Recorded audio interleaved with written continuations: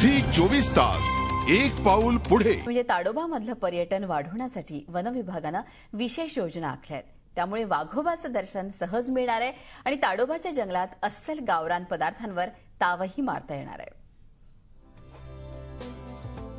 ताडोबात पर्यटकांना आता वाघोबाचं दर्शन हमखास मिळणार आहे। ताडोबात वाघांच्या बफर क्षेत्रात 50 वाघ आहेत।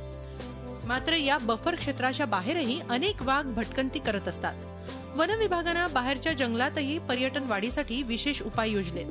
ताडोबाच्या आसपासच्या 161 गावांमधल्या तरुणांना रीतसर प्रशिक्षण देऊन गाईड म्हणून तयार करण्यात येणार आहे। पर्यटकांचा ओघ वाढवण्यासाठी बफर क्षेत्रात वन विभागानं 4 ठिकाणी नवी मचाणं उभारली आहेत। 4 नवे पाणवठेही तयार करण्यात आले। मोबाईल मचाणही उभारण्यात येणार आहेत। पर्यटनाबरोबरच ताडोबात छोटी हॉटेल्स आणि अस्सल गावरान पदार्थांची मेजवानीही लवकरच मिळणार आहे। हम लोग बफर एरिया में जो भी ग्रांट्स उपलब्ध थे उसमें हम लोग बफर में टूरिज्म की रूट्स डेवलप किए हैं। इस रूट में 3 वाटर होल्स भी डेवलप किए गए हैं और वो जो 3 वाटर होल्स पे सभी वाइल्ड एनिमल्स की मूवमेंट भी है और अच्छी साइटिंग भी होती है।